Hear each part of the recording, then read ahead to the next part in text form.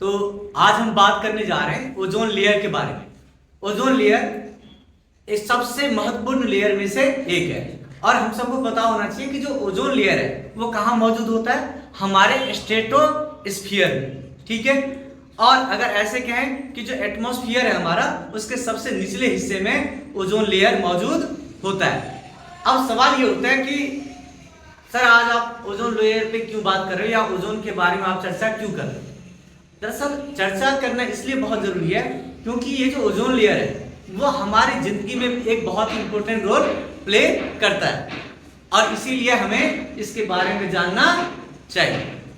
तो ozone layer के बारे में जब हम बात करें तो आपको समझ में आना चाहिए कि ओजोन लेयर एक ऐसा लेयर है जो कि सन रेज यानी कि जो सन से आने वाली जो अल्ट्रावायलेट रेज है उससे हमें प्रोटेक्ट करता है। ये ऑन है, ये वाला प्रोटेक्ट करता है हमें जो सन से जो अल्ट्रावायलेट रेज जिसको हम यूवी रेज बोलते हैं उससे हमें क्या करता है, प्रोटेक्ट करता है। क्या करता है, और आपको पता होना चाहिए कि लगभग 97 से 99% तक की जो अल्ट्रावायलेट रेज जो कि सन से आ रही होती हैं उससे यहाँ पर अर्थ पर जो रहने वाले जो जीव जंतु हैं, चाहे प्लांट्स हो, एनिमल्स हो, चाहे ह्यूमन बींग्स हो, सभी को वो प्रोटेक्ट करता है। अब कहोगे कि सर ये अल्ट्रावायलेट रेज, तो भाई अल्ट्रावायलेट रेज जो होता है वो बहुत ही हार्मफुल रेडिएशंस होते हैं। ठीक है, और वो जब हमारे बॉडी पर पड़ते हैं तो कई तरह के उसके साइड इफेक्ट्स होते हैं। ठीक है, तो ओजोन लेयर वो रीजन होता है अर्थ स्ट्रेटोस्फीयर में जिसमें क्या होता है, हाई कंसंट्रेशंस ऑफ ओजोन होती हैं and protects the earth from the harmful radiations. कौन से रेडिएशंस, अल्ट्रावायलेट रेडिएशंस। कौन से, अल्ट्रावायलेट रेडिएशन से। और हम बात करते हैं कि इससे हार्म क्या होता है और ये किस तरह से काम करती है। देखिए आप सब देखते होंगे कि घर में हम सब लोग पानी पीते हैं तो पानी में भी कई तरह की क्या होती है, इम्प्योरिटीज होती है, तो उसको हम क्या करते हैं, फिल्टर करते हैं। फिल्टर करने के बाद जो पानी आता है उसको हम पीते हैं जिससे कि उसका जो है हार्मफुल इफेक्ट हमारे ऊपर ना पड़े। जस्ट लाइक दैट जो ओजोन लेयर है वो भी क्या करता है, अल्ट्रावायलेट रेज को फिल्टर करता है। क्या करता है, अल्ट्रावायलेट रेज को फिल्टर करता है और उसके बाद जो फिल्टर करने के बाद जो रेज आती है हम तक वो फिर हमें ज्यादा नुकसान नहीं पहुंचाती। ठीक है, अब बात कर रहे हैं जब हम ओजोन लेयर की, तो देखिए ओजोन लेयर का फार्मूला आपको मैंने पहले भी बताया, फिर से मैं बता रहा हूं क्या होता है, O3। क्या होता है, O3। ऑक्सीजन मॉलिक्यूल जो होता है O2, उसमें जब एक ऑक्सीजन ऐड होता है तो क्या बन जाता है, ओजोन बन जाता है। क्या बन जाता है, ओजोन, O3। ठीक है, और अब सवाल ये उठता है कि सर जी ये इतना हार्मफुल रेडिएशंस हैं, अल्ट्रावायलेट रेज जो हार्मफुल रेडिएशंस हैं जिससे कि हमें कौन बचाता है, ओजोन लेयर बचाता है। तो समझिए कि हम सब के लिए ओजोन लेयर को बचाना बहुत जरूरी है। अगर ओजोन लेयर डिप्लीशन होगा इट मींस कि हम सब के लिए भी प्रॉब्लम क्रिएट होगी। अब हम सब की जिम्मेदारी क्या है, तो हम सब की जिम्मेदारी ये है कि हम ओजोन लेयर के डिप्लीशन को होने से रोकें। अब इसको कैसे किया जा सकता है, शायद आपको पता होगा या नहीं भी है तो आज जान लीजिए कि देखिए बहुत पहले ओजोन लेयर में डिप्लीशन नहीं था, बट क्या हुआ कि 1970 के बाद से अगर आप देखें तो बहुत तरह की जो एक्टिविटीज बढ़ी है। किस तरह की एक्टिविटीज, खासकर इंडस्ट्री की जो एक्टिविटी बढ़ी है उसके कारण क्या हुआ है कि ओजोन लेयर में डिप्लीशन बहुत तेजी से होने लगा है। खासकर आप कहेंगे कि सर जी ओजोन लेयर डिप्लीशन का सबसे बड़ा कारण क्या है, तो सबसे बड़ा कारण है CFCs। क्या है, सबसे बड़ा कारण क्या है, CFCs, जिसको हम बोलते हैं कार्बन फ्लोरोकार्बन्स। क्या बोलते हैं, carbon फ्लोरोकार्बन्स।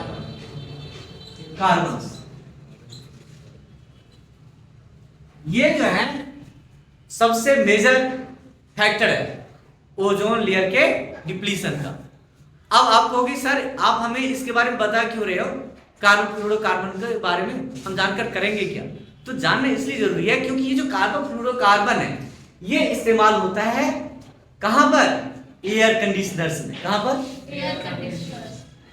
Air conditioners means ACs में, किसमें? एसी, ठीक है। उसके बाद रेफ्रिजरेटर्स, रेफ्रिजरेटर्स मीन्स फ्रिज जो आप घरों में यूज करते हैं। उसके बाद फायर एक्सटिंग्विशर, ये जो मैं आपको अप्लायंसेज बता रहा हूं, these are appliances in which carbon fluorocarbons are used.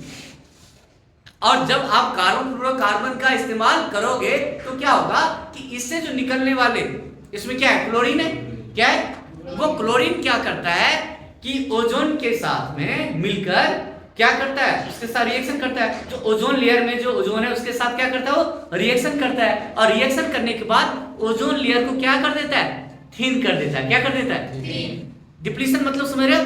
यानी कि उसकी जो मोटाई है वो धीरे धीरे कैसी होती जा रही है? कम होती जा रही है। और आपको पता होगा, कुछ समय पहले आपने सुना भी होगा कि इतना अधिक हम लोग fire extinguisher, ACs, refrigerators and there are so many appliances in which carbon fluorocarbons are used. वो इसके कारण क्या हो रहा है कि दिन प्रतिदिन जो ओजोन लेयर है उसका डिप्लीशन बढ़ता जा रहा है। और इसी का एक बड़ा कारण है कि कुछ समय पहले हमारे जो साइंटिस्ट हैं उन्होंने देखा कि जो ऑस्ट्रेलिया कंटिनेंट है उसके ऊपर एक होल बन गया है। क्या बन गया है? उसके ऊपर एक होल बन गया है। ऑस्ट्रेलिया कंटिनेंट के ऊपर ओजोन लेयर में एक होल बन गया है। अब होल होना तो इट मींस कि उस एरिया में जो रेज आ रही हैं वो कैसी आ रही हैं? Without filter, without filter. तो डायरेक्टली जब आपके स्किन पे पड़ेगा तो क्या होगा? आपको नुकसान पहुंचाएगा।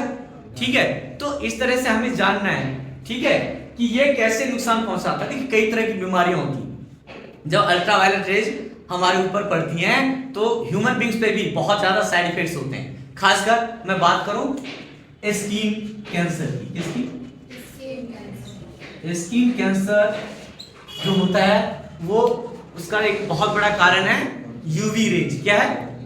आज सब देखेंगे there are so many cosmetics which we use in our daily life. उसमें क्या होता है? आप देखोगे कि जो कॉस्मेटिक्स हम यूज करते हैं उसमें लिखा होता है SPF 24, SPF 30, वो और उसमें लिखा होता है it protects us from ultraviolet rays. तो हम कई सारे जो क्रीम लगाते हैं चेहरे पे, वो किस लिए लगाते हैं? क्योंकि ऐसा कंपनी कहती है कि ये क्रीम लगाने के बाद वो जो अल्ट्रावायलेट रेज आती हैं हम तक पहुंचती है, उससे वो हमारी स्किन को क्या करता है? प्रोटेक्ट करता है। समझ में आ रहा है? तो आज समझ में आया आपको यूवी रेज क्या होता है। और बहुत सारे जो कॉस्मेटिक्स यूज करते हैं, हम क्रीम यूज करते हैं, उसमें इस तरह की चीजें होती हैं जिससे यूवी रेज को कंट्रोल किया जा सकता है, ऐसा कंपनी मानती है। ठीक है, उसमें भी 24 होता है, 30 होता है, अलग अलग उसका लेवल है। ठीक है, तो समझ में आया? स्किन कैंसर जैसी बड़ी बीमारी होती है, उसके अलावा भी कई और बीमारियां होती हैं। और इतना ही नहीं, ये तो मैं ह्यूमन बींग्स की बात कर रहा हूं, मैंने एक मेजर डिसीज के बारे में बात की, लेकिन जो प्लांट्स हैं उनके लिए बहुत हार्मफुल है। जो मैरीन प्लांट्स होते हैं, मैरीन मतलब जो वाटर में है, उनके लिए बहुत हार्मफुल है। एनिमल्स के लिए बहुत हार्मफुल है। इसके कारण क्या होता है? अल्ट्रावायलेट रेडिएशंस के बढ़ने के कारण जो कैपेसिटी होती है किसकी? प्लांट्स की। प्लांट्स क्या करता है? As we know that plants are क्या है? प्रोड्यूसर्स। जानते हैं हम, और प्रोड्यूसर्स हैं, और वो प्रोड्यूसर्स मतलब अपना फूड कैसे बनाते हैं? They make their food by itself by the use of sunlight, by the process of photosynthesis. और क्या होता है कि जो अल्ट्रावायलेट रेडिएशन बढ़ जाता है तो जो एनिमल्स, जो प्लांट्स होते हैं उनके अंदर फोटोसिंथेसिस को करने की जो कैपेबिलिटी होती है वो कम हो जाती है। समझ में आ रहा है? तो ये एक बहुत बड़ी प्रॉब्लम होगी, यानी कि वो अपना फूड नहीं बना पाएंगे। इससे क्या होगा? उनकी लाइफ क्या हो जाएगी? कम हो जाएगी। समझ में आ रहा है? तो अल्ट्रावायलेट रेडिएशन जो है, जो बहुत ही हार्मफुल है, उससे सही मायने में हमें फिल्टर कौन करता है? और ओजोन लेयर। कौन?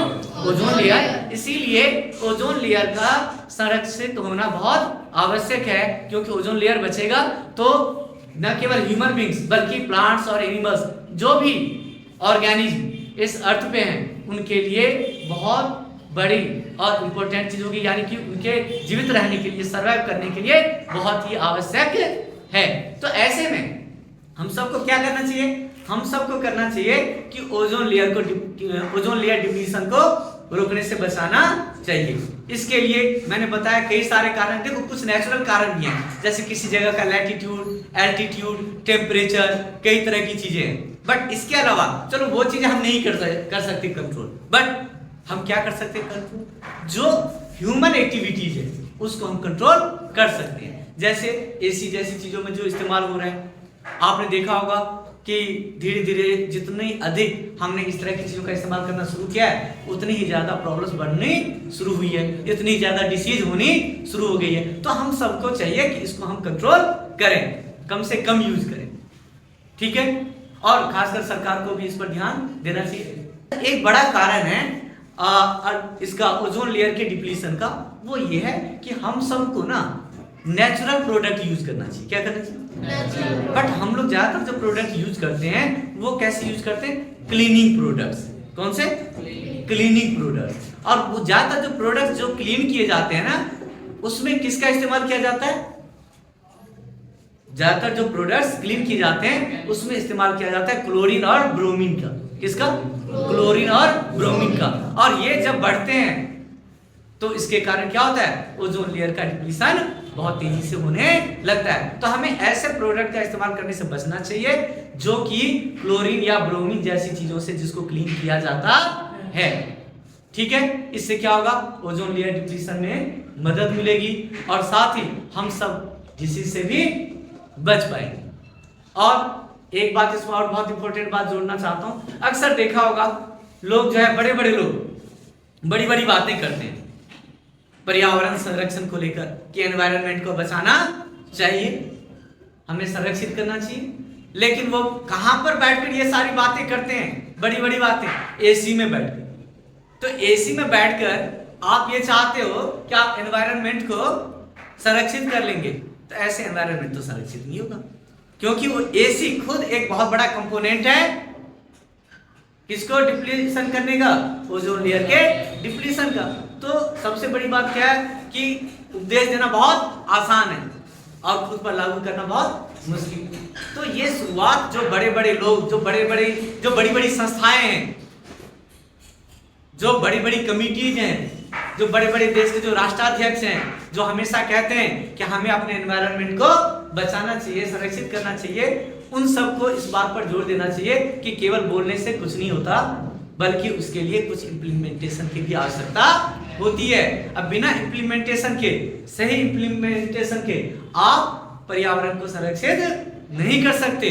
तो इसीलिए अब समय आ गया है कि हम जरूरी कदम उठाएं और ये जो ओजोन लेयर डिप्लीशन हो रहा है इसको होने से बचाएं, जिससे कि अर्थ पर रहने वाले सभी प्लांट्स और एनिमल्स को संरक्षित किया जा सके। साथ ही साथ ह्यूमन बींग्स को भी कई तरह की जो डेंजरस डिसीज हैं उससे बचाया जा सके। डेंजरस डिसीज मतलब फैटल डिसीज जो है उनसे बचाया जा सके, क्योंकि आप सबने सुना है स्किन कैंसर, कैंसर का नाम सुन के ही one of the fatal disease, सबसे खतरनाक बीमारी में से एक है। तो ऐसी बीमारियों से बचने का प्रयास करना चाहिए और इसके लिए हम सबको आगे बढ़कर आना चाहिए। हमें ऐसी एक्टिविटीज को कम करना चाहिए, रोकना चाहिए और जो 2-3 बातें मैंने आपको बताई है उस पर ध्यान देना चाहिए, जिससे कि हम लोग ओजोन लेयर डिप्लीशन को बचा सकें। Thank you.